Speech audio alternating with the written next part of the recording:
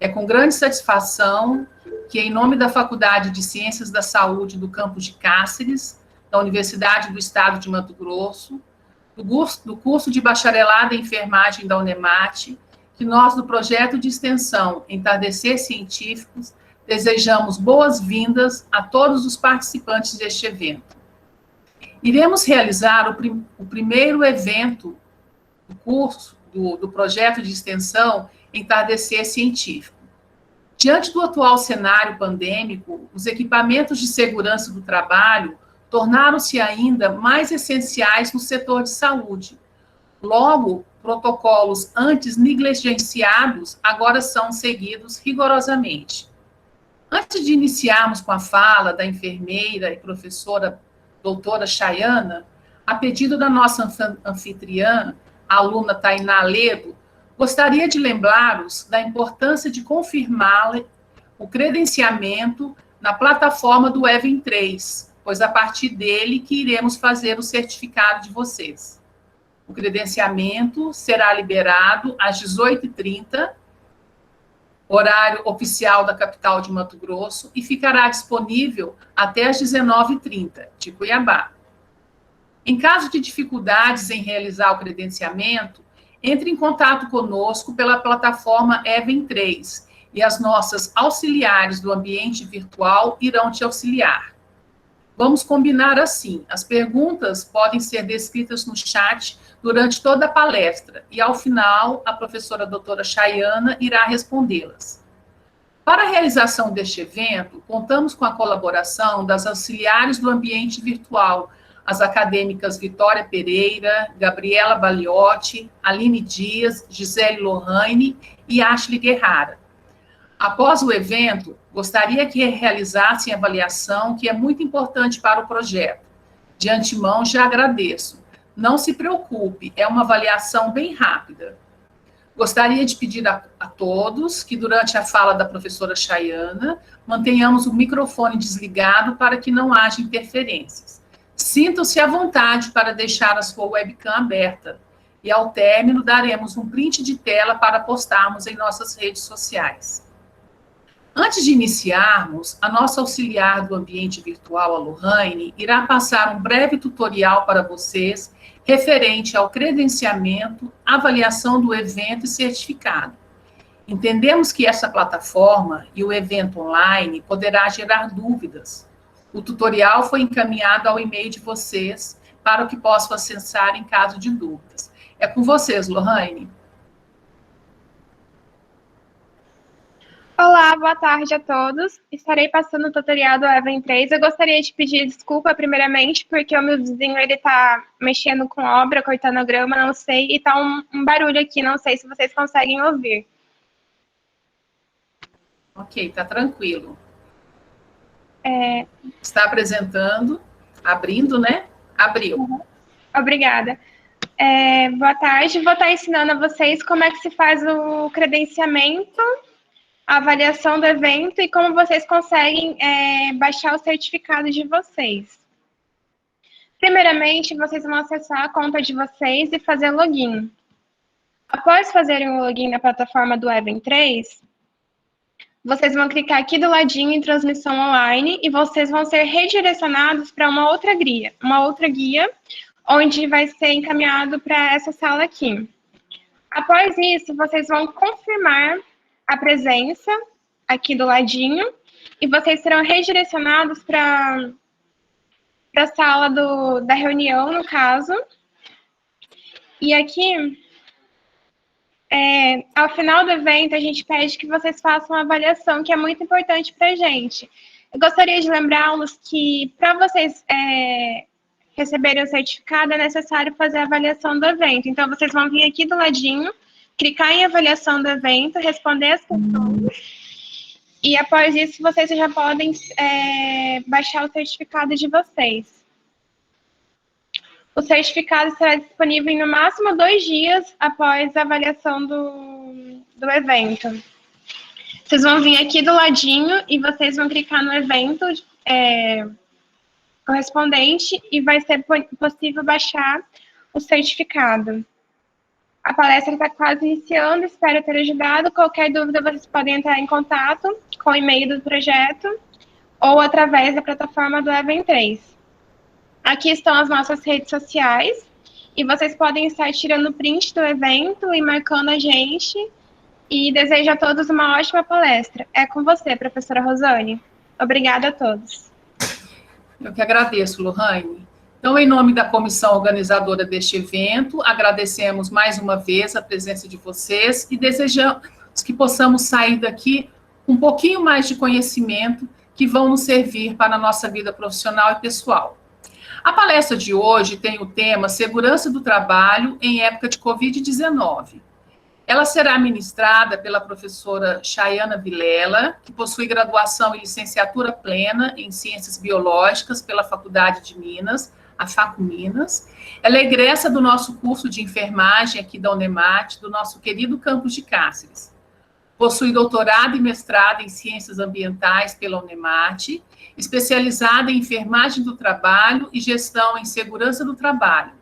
Está também como parceira do nosso projeto de pesquisa e extensão Impactos do Covid-19 nos serviços de saúde de Cáceres.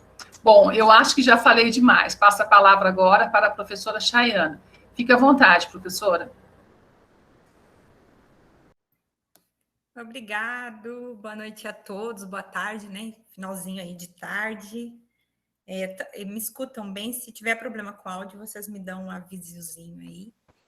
Tá? Consegue melhorar um pouquinho aí? Deixa eu só ver se eu consigo aumentar. Aumentar um pouquinho mais? Se ficar baixo, eu ponho... Não, já está bom. Ok. Bom, queria agradecer, primeiramente, antes da gente começar, o convite, né, a professora Rosane, por esse projeto que é maravilhoso. Já é minha segunda participação. É sempre um prazer estar aqui com vocês. Em nome da Tainá, agradecer a todos os participantes aí do projeto, os colaboradores, né, os acadêmicos, que sempre são tão organizados com esse projeto. Estão todos de parabéns e eu agradeço demais o convite de estar aqui com vocês nesse primeiro encontro, né, desse semestre. Né? Então, eu fiquei muito feliz de estar participando. Eu vou compartilhar minha tela, então, para a gente não se estender muito e ter um pouquinho de tempo para poder trocar algumas ideias, né? Para a gente não... Tem bastante coisa. Quando a Tainá me convidou para fazer essa atividade com vocês, eu fiquei justamente pensando no que a gente podia agregar aí nesse processo de início, né? De início de atividades, né? Que eu sei que vai ser a primeira de muitas que vão estar trabalhando esse mesmo conteúdo, né? Então, o que a gente poderia estar colaborando? Né? Então, a minha ideia hoje é mexer um pouquinho aí com vocês, relembrar alguns pontos de conhecimento já de alguns que estão aí, que já são profissionais, ou que já estão trabalhando, né? Ou que já estão na época de estágio, então a gente relembrar algumas coisas e também discutir uns outros itens. Eu não sei porque o meu não está abrindo no modo apresentação, né? Para vocês aí tá no modo sem apresentação também, né? Mas não tem problema, professora, pode continuar, sem problema. Não abriu a apresentação não, mas tranquilo. Eu não sei por que, então vou dar Professora, tem que apresentar a tela toda, não a guia lá no Meet. Não, então eu não estou apresentando no Meet, não, é no programa mesmo. Deu certo, Chayana. Né? Tá, beleza. Bom, então, vamos relembrar aí um pouquinho para até chegar ao processo final aí do Covid. Né? A gente, quando pensa em segurança do trabalho e voltado à questão da área da saúde, a gente pode dizer que esse processo é bem recente. Tá? Para vocês terem noção, a primeira publicação oficial de de algum parecer ou de alguma norma que dissesse o que deveria ser feito para proteger tanto o paciente como o profissional, foi publicada só em 1970 pelo CDCE, que seria a nossa Anvisa aí americana, né? É o controle de doenças deles lá dos Estados Unidos. Então, nós temos a primeira publicação oficial só em 1970. Então, se a gente for olhar, isso é uma coisa muito nova. Se a gente for pensar que existem hospitais desde o século 13, 12, começou as instituições, de certa forma, a ter um certo cuidado. Então, vejam que a gente demorou muito para pensar em segurança. Tá? Demorou-se muito para pensar na segurança, tanto que muitas vezes os profissionais se recusavam a fazer certos atendimentos porque sabiam que estavam em risco. Né? Isso vale também para outras profissões que têm relacionado também à segurança, tá? Mas hoje nós vamos focar mais voltado aí para a área da saúde, especificamente da enfermagem. Então, essa primeira publicação foi chamada de Técnicas de Isolamento para Uso em Hospitais. E ela recomendava o seguinte, que as pessoas fossem isoladas conforme a doença que ela tinha. Então, se era um paciente que ia ganhar bebê, era para ficar todas as mulheres que estavam gestantes, que iam ter o parto, ficassem juntas. Que todos aqueles que fossem pacientes cirúrgicos ficassem juntos. Que todos os pacientes que tivessem doenças respiratórias ficassem juntos. Então, esse primeiro documento, ele se preocupou em criar essa questão do isolamento. Tá? E aí, se tem o primeiro processo de aparecer a lavagem das mãos. Tá? Porque até então, nem a lavagem das mãos era uma técnica preconizada como é hoje. Tá? Então, é interessante a gente pensar que isso em 1970. Né? Em 1970 é muito recente, tá? Em questões de publicação de trabalho. Aí, quando foi em 1983, eles fizeram uma revisão desse material e aí introduziu nessa revisão que os pacientes que tivessem tuberculose deveriam ser isolados dos demais. Tá? Até então, a tuberculose aí nessa época já começou a introduzir um tratamento eficaz, mas a tuberculose ainda era uma doença estigmatizada, como ainda é hoje, né? Que teria um perfil de ser relacionada a pessoas da boemia e pessoas da noite, enfim. Então, ter tuberculose era uma coisa feia para a sociedade. E aí, só em 83 que se pensou em isolar quem tivesse tuberculose dos outros pacientes. Tá? Vejam que também demorou 13 anos para eles fazerem essa revisão. Então, a gente demora um período de tempo grande para pensar em novas recomendações. Tá? Em 85, com a introdução do HIV, foi estabelecido as precauções universais. Então, as precauções universais, que são a primeira recomendação, digamos assim, atual para segurança no ambiente hospitalar e nos ambientes de saúde, foi introduzida apenas em 1985.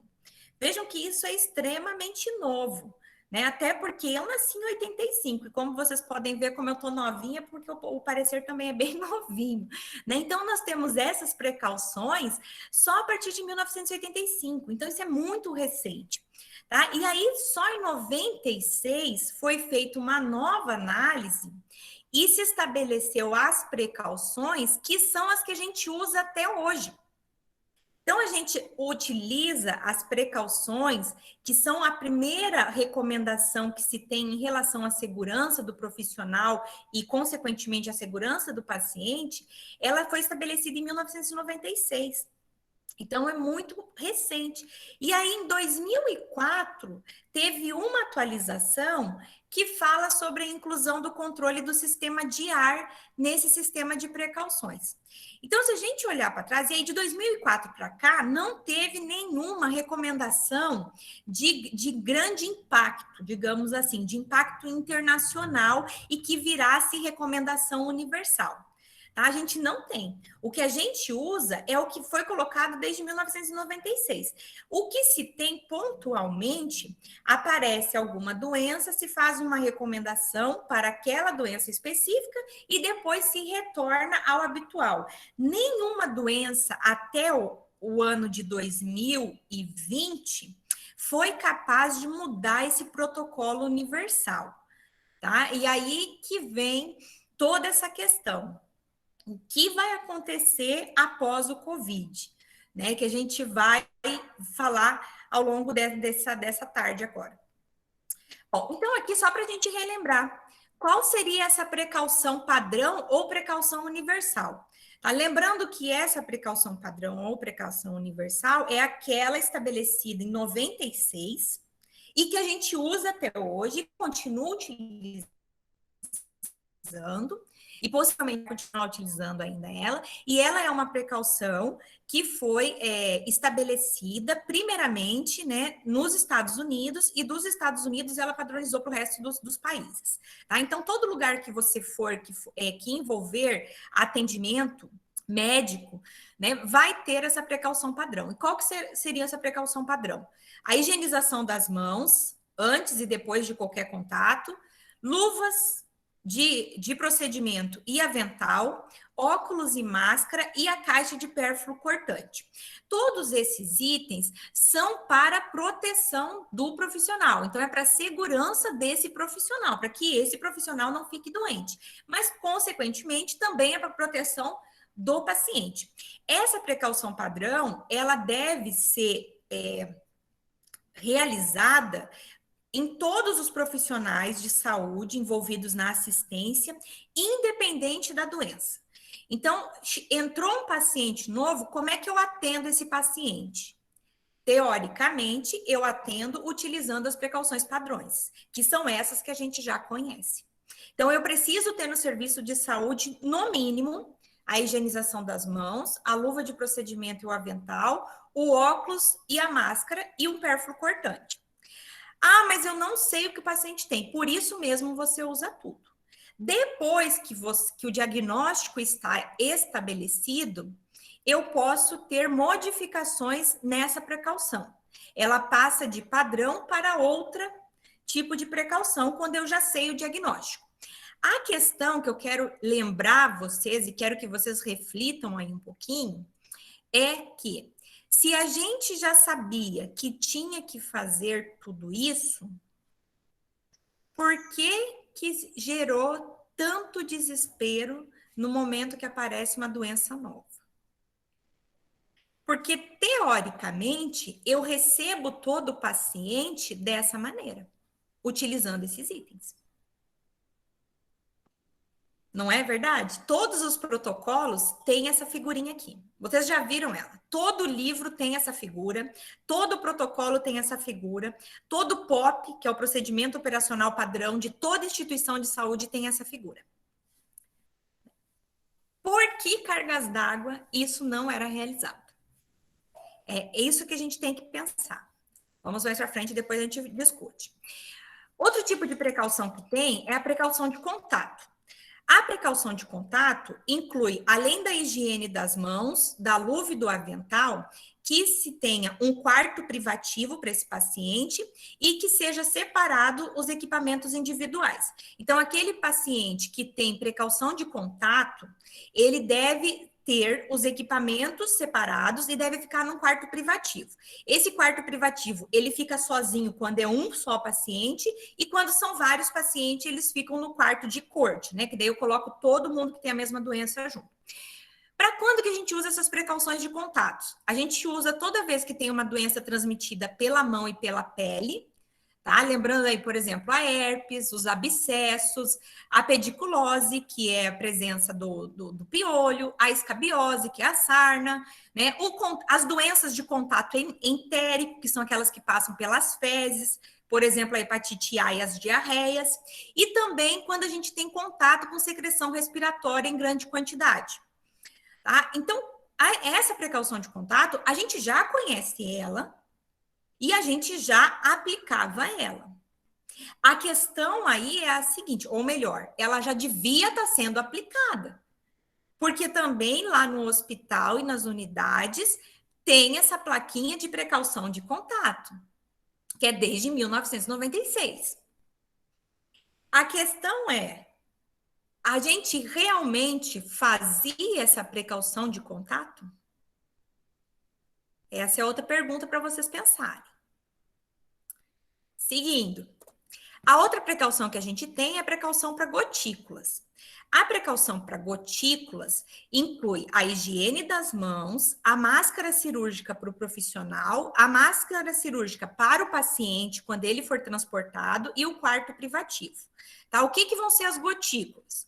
As gotículas são aquelas que acontece a transmissão de alguma doença por contato próximo com o paciente. Então, são aquelas partículas que a gente chama de tamanho grande, que tem mais de 5 micras, tá? E elas são eliminadas pela fala, pela tosse, pelo espirro e até pela respiração. Principalmente também quando tiver procedimento de aspiração já no ambiente hospitalar, também se tem contato com gotículas, tá? E ela atinge até 1 metro de distância. Então, como ela é muito pesada, ela precisa ter esse contato próximo para fazer a transmissão. Qual que é os exemplos da doença com gotícula? A gente tem, por exemplo, a doença meningocócica, né, que é a meningite bacteriana. Temos a coqueluche, a difteria, a cachumba, a rubéola, todas são por gotículas. Dentro dessas doenças, eu queria lembrar vocês que a doença meningocócica, por exemplo, era uma doença de muito medo dentro do ambiente hospitalar. Né? Quando aparece meningite bacteriana, sempre gera muito medo. Né? E aí a gente não utiliza somente a precaução de gotícula, mas utiliza a precaução de contato junto com a precaução de gotículas. Utiliza as duas precauções juntas. Tá? A questão é que isso a gente também já sabia. A gente já sabia que a gente tinha que usar essa máscara cirúrgica, já sabia que tinha o quarto privativo, já sabia que tinha higienização das mãos. Certo? Outra precaução que a gente tem, que a gente já sabe, já tinha, era precauções com os aerosóis. Os aerosóis, diferente da gotícula, são as partículas pequenas.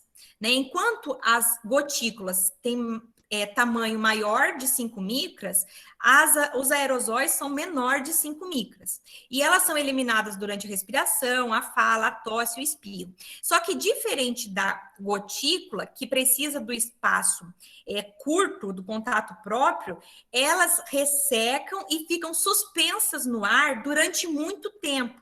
Podem permanecer por horas ou por dias, dependendo do micro-organismos, né? E elas podem ser carregadas, tanto pela corrente de ar, tá? Tanto pela corrente natural de ar, como também pela corrente de ar-condicionados, por exemplo. Tá? Então, essas duas aerosóis, ela tinha como precaução a higiene das mãos, a máscara PFF2 ou a N95, como vocês queiram, para o profissional, tá? Que é essa máscara dupla, que tem, na verdade, que é dupla e tem filtro, a máscara cirúrgica para o paciente e o quarto privativo. Qual que eram as doenças que a gente usava essas precauções? A tuberculose, o vírus do sarampo, a varicela zoster, por exemplo, né, a herpes zoster, a gente utilizava essas precauções com aerosóis. Então, a gente já sabia que toda vez que fosse uma doença que era transmitida por aerosóis, a gente deveria usar a máscara com filtro. Tudo isso a gente já tinha conhecimento. A questão é, até que ponto a gente tinha acesso a isso e até que ponto a gente seguia essas precauções. tá? Porque todas essas doenças que eu falei até agora, todas elas a gente já conhece todo o processo de transmissão, de período de incubação, de sinais e sintomas, de tratamento. Então, a gente já conhecia as doenças e já tinha as precauções. Mas por que então aparece uma doença nova e vira tudo de cabeça para baixo? Então, aí é para a gente pensar. Eu tenho uma doença nova. O que eu vou fazer agora? Né? Eu desconheço o micro-organismo, eu não sabia o que era. Eu desconheço a forma de transmissão. Então, qual precaução eu utilizo? Então, o que todos os manuais já falavam e já tinham de protocolo? Todo indivíduo que você vai entender é a precaução universal. Certo? Então, eu já sei que eu tenho que lavar a mão, que eu tenho que usar avental, luva de procedimento, óculos e máscara cirúrgica. E tenho que ter um descarpaque para colocar o material utilizado. O que tem de diferença é que eu não sabia do quarto privativo, que aí dependia se fosse de contato, ou aerosol ou de gotícula, e eu não sabia da máscara. Se eu tinha que usar uma máscara com filtros, eu podia usar a máscara cirúrgica. Mas a precaução em si, eu já sabia. O problema é por que eu não sigo a precaução universal.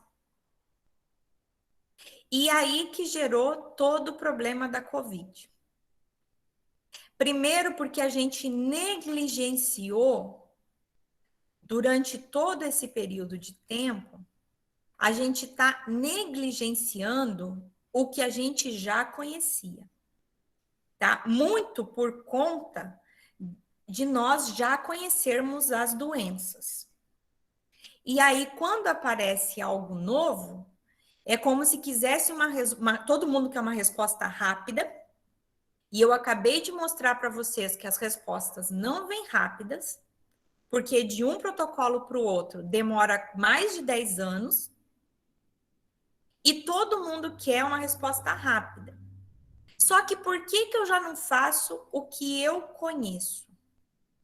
Por que eu não voltei para o beabá lá da precaução universal que está colocada desde 1996?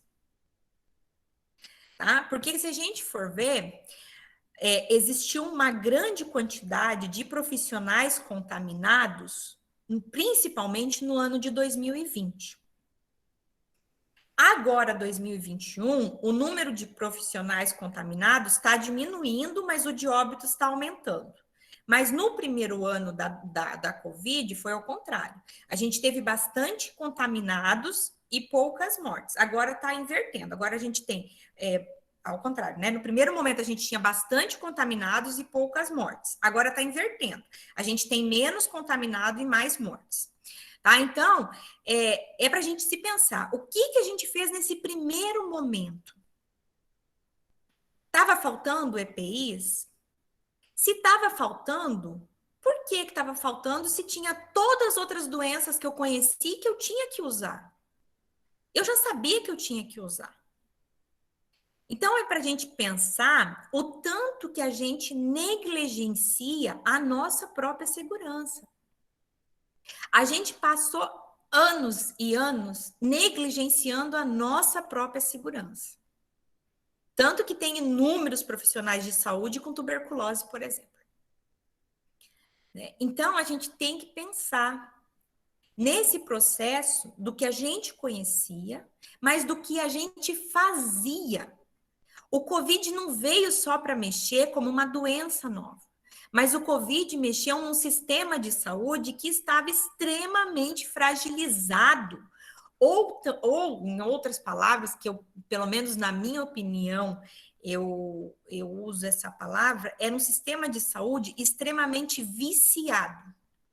Viciado em coisas que sabia que estava errado, mas estava viciado e não conseguia mais quebrar esse ciclo vicioso.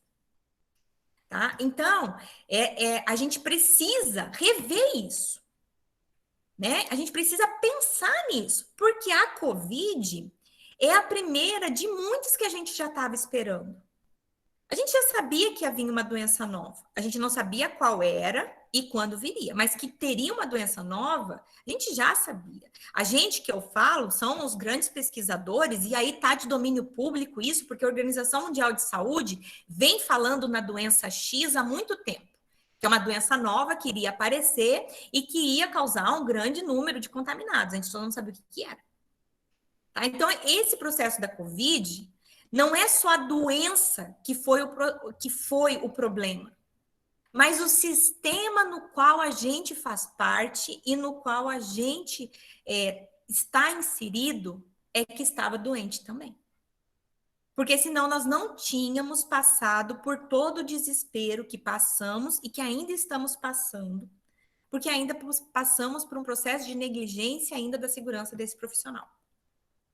Tá? Então, eu pergunto para vocês, a gente realmente conhece como e quando usar os EPIs e seguir as precauções?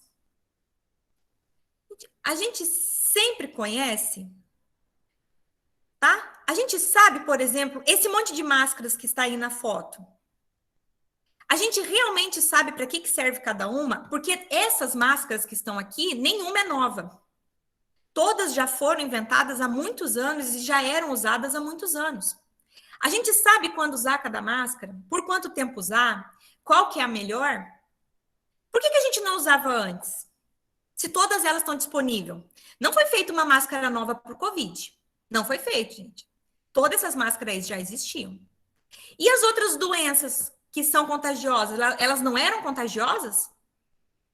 Só o Covid que é contagioso? Então, a gente tem que pensar.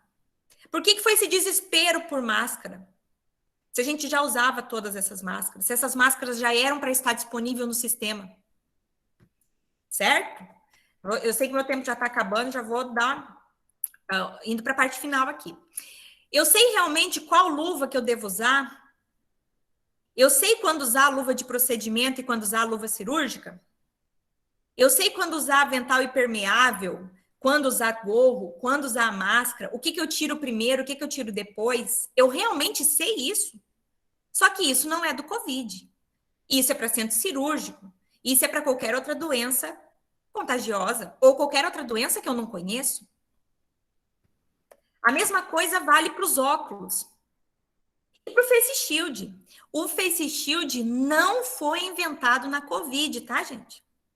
Os serviços de câncer e de hemodiálise usam Face Shield desde a década de 90. Não vou saber o ano certo, tá? Mas desde a década de 90.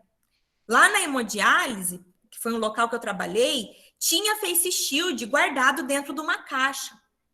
E ninguém queria usar, porque era grande demais. Então, a gente realmente não conhecia, ou a gente realmente sabe quando usar, ou é tudo a Covid? Essa é a reflexão que a gente tem que fazer. Tá? Então, o que a gente tem hoje? Hoje, só para a gente finalizar aqui, o que a gente tem de precaução recomendada para a Covid? Que teve essa mudança, né, a nível da Anvisa. A gente não sabe se essa mudança vai vir a nível universal depois, eu imagino que sim. Só que com algumas diferenças entre países, em relação aos capotes. Mas o que a gente tem hoje? Tá? Eu falo hoje porque, como vocês sabem, de uma hora para outra isso pode mudar, pode aparecer uma coisa nova, pode se descobrir alguma coisa nova. O que a gente tem hoje de precaução para a Covid? Higiene das mãos, a gente já sabia. Usar máscara para aerosol, aí dependia saber da doença, já sabemos. Usar luva e avental, já sabíamos. O gorro, ele foi introduzido aqui, mas por proteção individual. O gorro já existia também há muitos e muitos anos e já era usado no serviço. A única coisa nova que não estava padronizado nesse primeiro item é a questão do protetor facial e do óculos, que foi incluído agora como obrigatórios para o manuseio dos pacientes com diagnóstico de Covid. Se isso aqui vai virar um outro tipo de precaução, eu ainda não sei. Eu só sei que o protetor facial e o óculos e o gorro, assim como ele protege da Covid, também protege das outras doenças contagiosas também. Então, eu, na verdade, tenho faltou também uma revisão dessas precauções. Há quanto tempo a gente está negligenciando também essas precauções? Claro que vocês viram que demora mais de 10 anos para pensar nisso. O Covid só veio acelerar esse processo. Mas a questão é que a gente pensar, o que daqui eu ainda não sabia? O que daqui realmente é novo? Tá? E aí eu só vou mostrar aqui para vocês esses 3 videozinhos de como colocar esses EPIs e como retirar. Tá? Esses vídeos aqui foram postados aí, eu não tenho a fonte dele, é de um hospital de São Paulo, é a única fonte que eu tenho, mas é muito interessante como elas apresentam, como elas colocam e como elas tiram, tá? É bem curtinho, eu vou passar aí para vocês.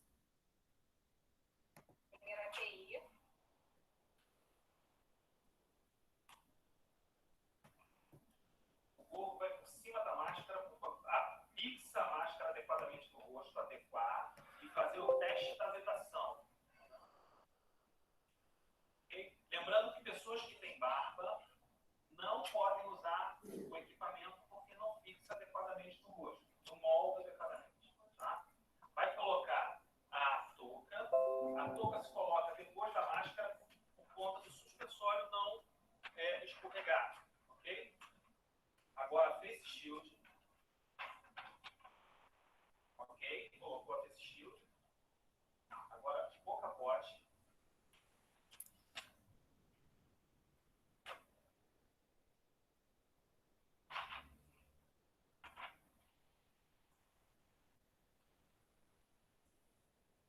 Amarração do capote.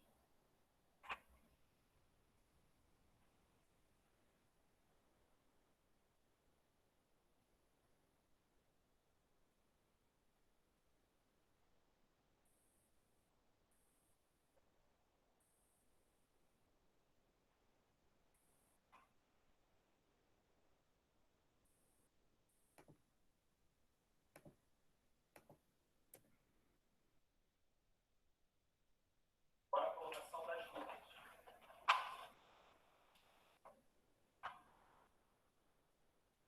Colocação de luva dupla.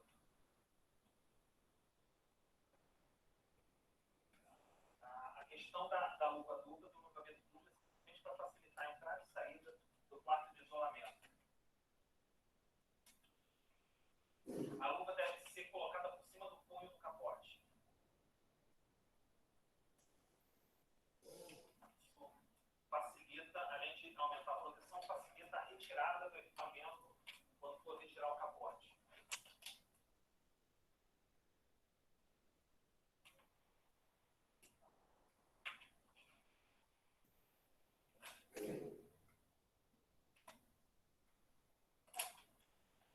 Errou, volta tudo de novo.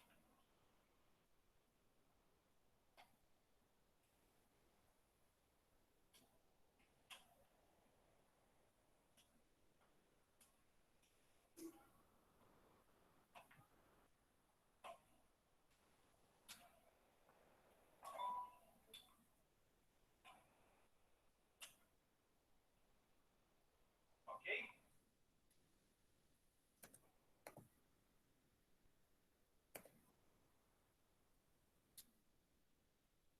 Tá ao quarto de isolamento, prestou assistência, agora vai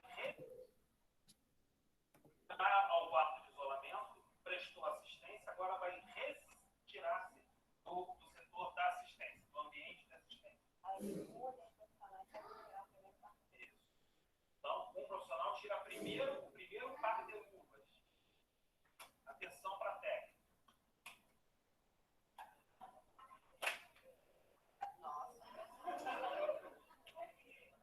Joga na lixeira de resíduo infectante.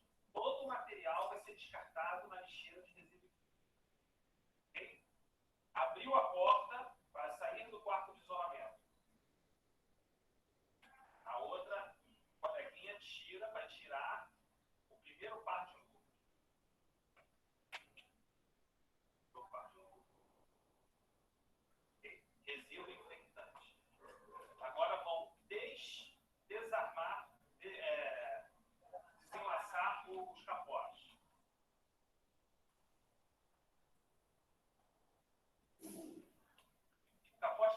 retirado junto com a luva e de forma que a parte externa não tenha contato com o seu corpo.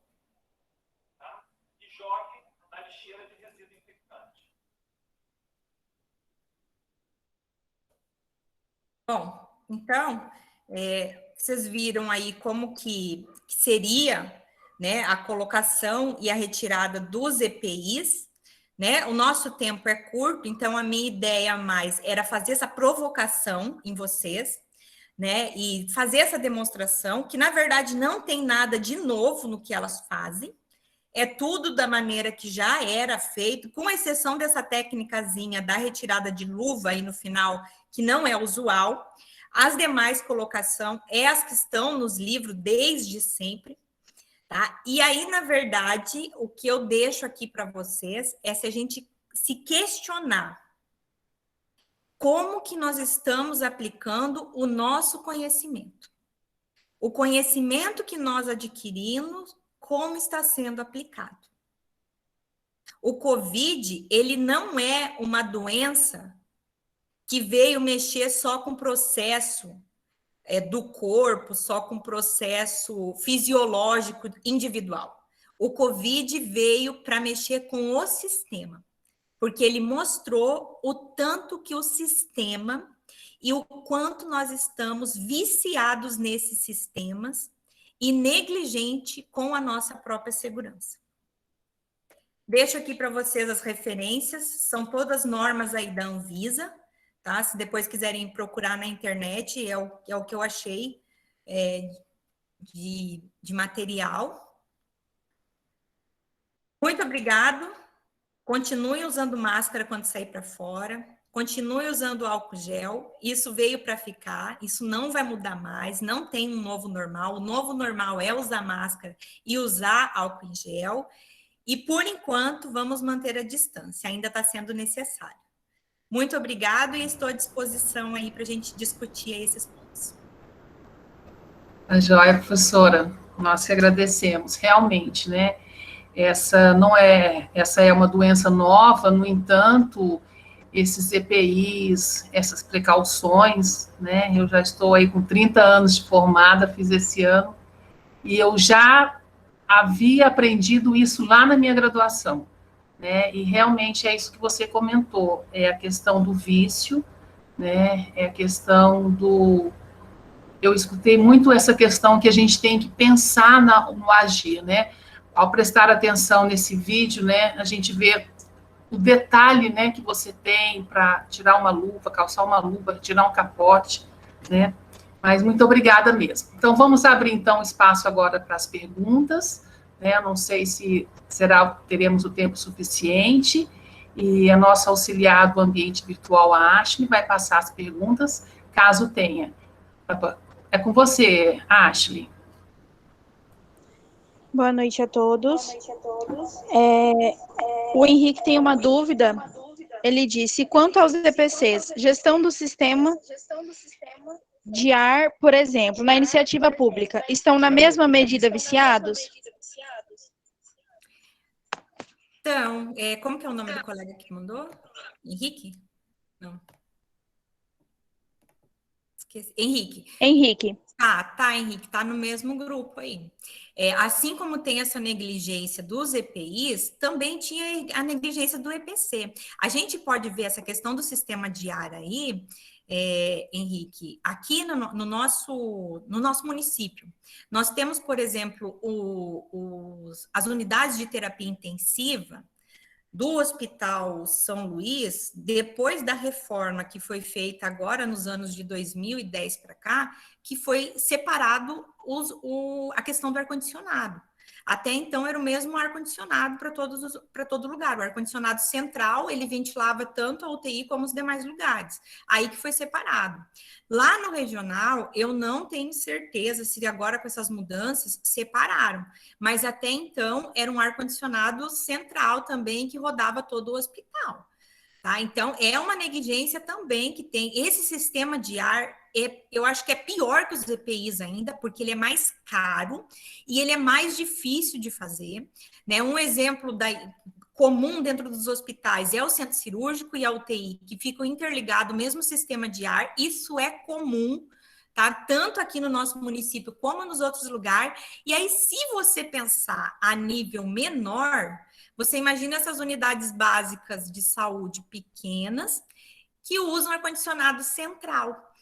Você acha que vai ter um ar-condicionado para cada sala? Não tem. E o primeiro atendimento é para todas as doenças, independente se é o Covid ou se é outra. Então, é outro problema que a gente tem, sim, é os EPCs. Assim como a gente tem problema com o quarto privativo, né? A gente sempre teve essa questão de ter pouco isolamento, que o isolamento é um EPC, é uma medida coletiva, além de ser uma precaução, é uma medida coletiva, e que a gente tem pouco, e muitas vezes paciente com doença contagiosa fica misturado com os outros, porque a gente não tem onde colocar.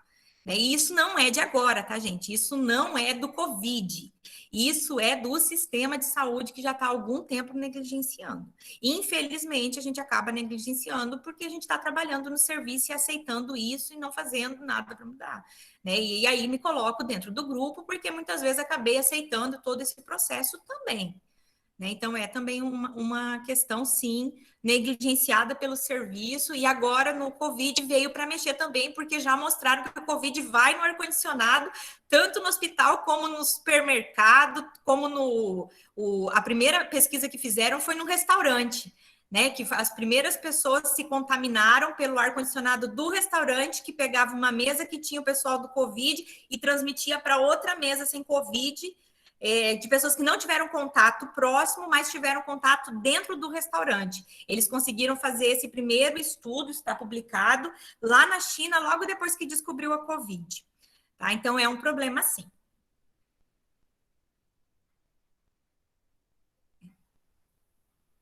Tem outras meninas? Sim, tem mais uma pergunta. O Jonathan quer saber quais as principais e mais recomendáveis medidas de prevenção ao contágio pelo coronavírus no ambiente de trabalho. Então, é esse último slide que eu passei para vocês. O que está sendo recomendado hoje é higiene das mãos, tanto lavagem com água ou com água e sabão, ou com álcool a 70, tá?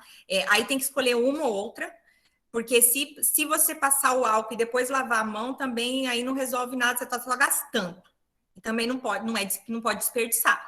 Se você usou o álcool em gel, não precisa lavar a mão. Tá? Tem esse detalhe também, que assim, nós não entramos nos menores, mas tem alguns pequenos detalhes que rodeiam isso. Mas é lavar as mãos, utilizar a máscara com filtro, que é a N95, né? Ou a PFF, tanto a 2, a 3 ou a 4, qualquer uma serve. Utilizar luva, capote, gorro, face shield na face e o óculos de proteção. Ah, mas tem que usar o face shield e o óculos? A recomendação é o face shield e o óculos. Tá? Esse é o que está hoje, o que está de mais atual, que eles viram que está resolvendo mais. Está resolvendo no sentido assim, de não estar contaminando mais os profissionais que têm todos esses EPIs disponíveis todos os dias. Tá? É o que a gente tem de melhor hoje. O Henrique está com outra dúvida se ele pode usar o álcool em gel com a luva de látex. Não dá. Porque aí o álcool desidrata a luva e a luva fura. O álcool é só para a mão. Assim como não se deve também lavar máscara cirúrgica, nem passar álcool em máscara cirúrgica, tá? Nem na PFF2, que é essa N95, essa azul. Tá? Não pode lavar essas máscaras, nem passar álcool gel, porque elas desidratam e estragam, assim como a luva de procedimento. Se você passar álcool gel na luva, a luva resseca e vai furar mais rápido. Então, não pode. A luva de procedimento já é uma proteção que você deve ter antes ou depois de tocar no paciente. Vejam que até a recomendação que tem no vídeo é que quando você for ter contato, sempre usar 2 luvas. Uma só para manusear o ambiente e outra para manusear depois a sua retirada de EPI, para ter menos contato. tá? Só que isso também é um problema em relação a essas duas luvas, porque se você usa duas luvas, você tem um gasto maior, e não é todo serviço que tem essa disponibilidade. Mas entre usar a luva e usar o álcool gel, você vai ter que escolher, ou você passa álcool gel e fica sem a luva, né, se puder, dependendo do ambiente, mas álcool gel e luva junto não dá, não pode, aí estraga a luva. A Vitória gostaria de saber se quem usa óculos também precisa usar o óculos de proteção. Aí é um problema. Aí é um grande problema, porque aí a gente tem que pensar assim, qual é o óculos que realmente funciona?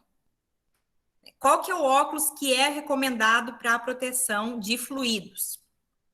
Né? A recomendação que eu encontrei, até porque eu procurei isso, é o seguinte, quem usa óculos de grau e usar o face shield tá ok se não tiver manipulação com grande secreção. Se tiver manipulação de grande secreção, aí tem que usar aquele óculos maior que é próprio para quem usa óculos de grau, ou senão você tira o de grau e bota o óculos de proteção. Mas aí vem todo o problema. Será que a gente tem disponível esse óculos que é para usar com óculos de grau, que ele é mais caro? Aí é o problema que a gente tem da negligência, daí da gente não ter pedido, porque quem trabalha, não trabalha só com Covid, e trabalha com grande secreção de outras doenças. Tem doença que dá mais secreção do que o Covid. E a gente aspira, a gente usa o óculos. A gente pede o óculos que possa ser usado junto com óculos de grau? Possivelmente não, né? Mas com Covid, no momento que a gente está agora, se for manusear com pouca secreção e você usar óculos de grau, você fica com óculos de grau e bota face shield. Aí, por enquanto, tá ok. Mas grande secreção, aí já muda. Então, veja que tem alguns detalhezinhos aí que a gente tem que ver por menores mesmo. Aí vai depender muito do ambiente que a gente tá.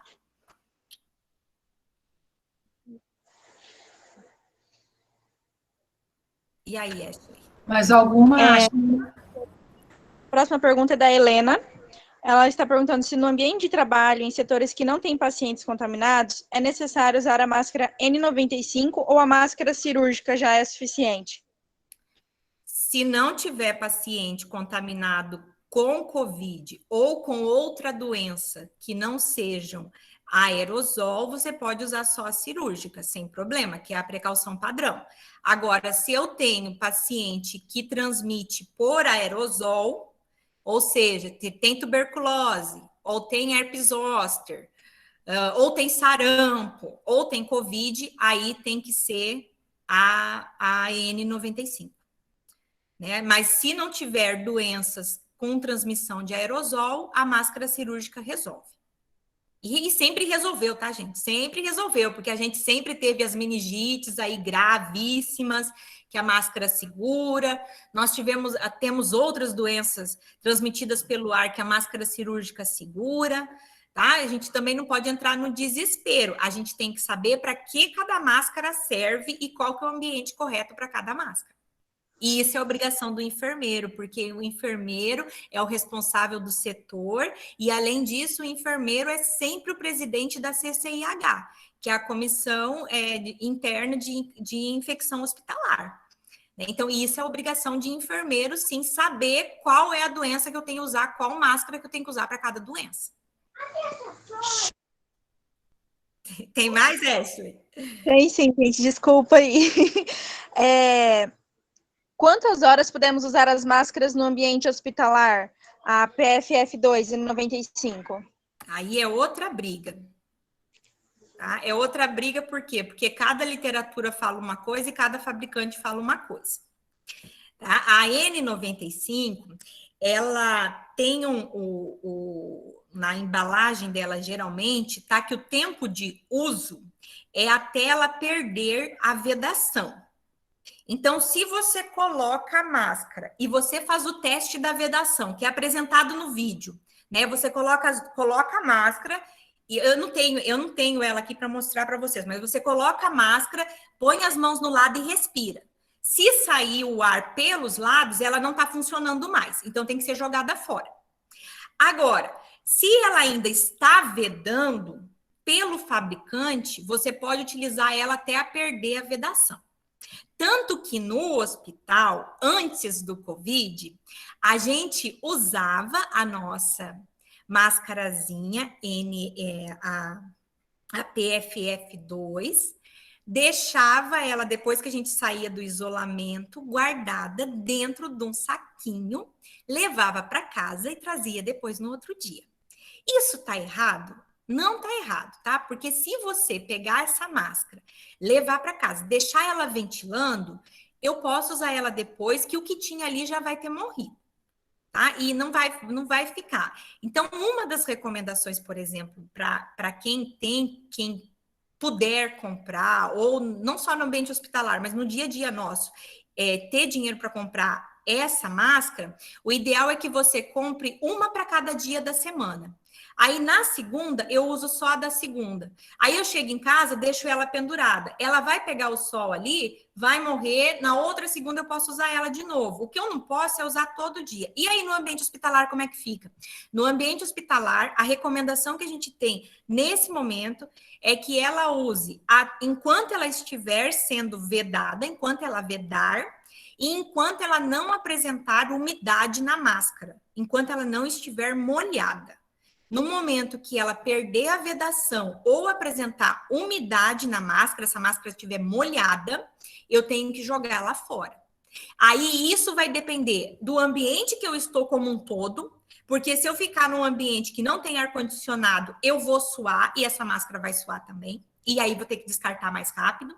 E outra recomendação da PFF é que não se fale durante o uso dela. Porque se você fala, você vai umedecer ela e ela vai perder a vedação mais rápido e você vai ter que jogar fora mais rápido. Então, a recomendação que a gente tem agora é usar a PFF enquanto ela tiver vedação e não tiver umidade. Tá? Em alguns hospitais, estão utilizando uma por plantão. Dá para utilizar uma por plantão?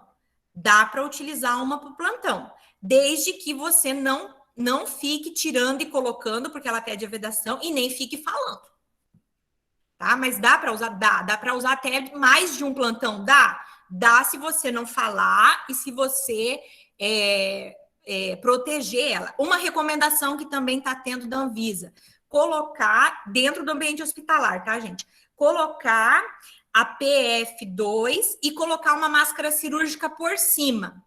Por que fazer isso? Para que não suje a sua máscara e você possa usar ela por mais tempo. Aí, a que vai sujar é a cirúrgica, e a cirúrgica você joga fora. Só que isso só pode fazer nessa ordem. A PFF embaixo, a cirúrgica em cima para proteger. Né? Agora, ao contrário, não pode. A cirúrgica por baixo e a PFF por cima não adianta. Porque aí perde a vedação da PFF, porque a importância dela é justamente a vedação. A próxima pergunta é: qual a sua orientação referente ao uso de lente de contato? Eu recomendo, se agora pudesse trocar a lente de contato pelo óculos, seria o ideal. O óculos, nesse momento, é proteção. Tá? Agora, não dá, não consigo usar o óculos, enfim. Então, você compra um óculos de proteção e coloca no rosto, porque o olho é mucosa, e mucosa pega aerosol e pega gotícula muito rápido. Tá? E aí nós estamos falando do Covid, o Covid é um aerosol, ele pode entrar pela mucosa sim. Então, quem usa lente de contato nesse momento, ou usa um óculos de proteção, ou troca para o óculos. A próxima pergunta é: a presença de válvula de saída na máscara PFF2 invalida o uso para Covid? Invalida.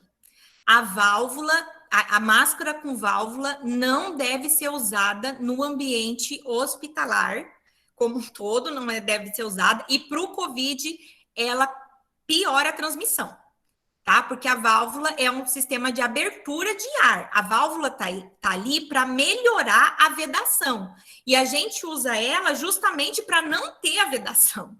Então, máscara com válvula não se usa em ambiente hospitalar, nem para Covid, nem para outra doença. Mas perguntar assim, mas essa máscara foi inventada para quê? Gente, não é só o ambiente hospitalar que usa máscara, né? Existem outros trabalhadores de vários outros serviços que precisam utilizar a máscara. Tá? E às vezes a gente fica olhando só para o nosso umbigo, achando que é só a gente que usa máscara. Não, tem um monte de gente que usa máscara. Então, cada máscara tem a sua função, assim como cada luva. Tá? Então, esquece. Máscara com válvula, jogar dinheiro fora. Encerraram as perguntas. Muito obrigada, professora Chayana. Muito obrigada pela colaboração, excelente palestra. E volto para a professora Rosane. Ok, obrigada aí, Ashley. Então, agradecemos a presença de todos nesse evento. Professora Chayana, muito obrigada por a sua colaboração mais uma vez. Foi uma excelente palestra. Aprendemos bastante. Queremos avisar que o credenciamento já está aberto e permanecerá até às 19h30, horário da capital de Mato Grosso. A avaliação do evento também já foi liberada, então aproveitem para realizá-la. Como foi informado, o certificado, no máximo até em 2 dias, vocês receberão. E desta forma, a equipe do Entardecer Científico agradece a contribuição da professora doutora Chayana Vilela e de todos os participantes deste evento. E a pedido da nossa anfitriã, Tainá Ledo, peço que abram a câmera para que a gente possa dar o print. Muito obrigada e boa noite a todos. Muito obrigada, professora Chayana, mais uma vez. Eu que agradeço, espero ter colocado uma pulguinha aí na orelha de vocês, para ficar importunando mesmo, né? E aí estou sempre à disposição, se precisarem, meu contato está aí, estou à disposição para colaborar. Tá joia. Muito obrigada e boa noite a todos. Boa noite, obrigada. Abre as fotos aí para ter um print, né? Então, vamos aí, pessoal.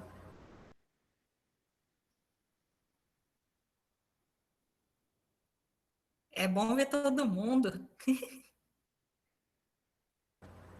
Verdade. Então, vamos lá para o credenciamento, gente. Não esqueçam. Tá pelo web.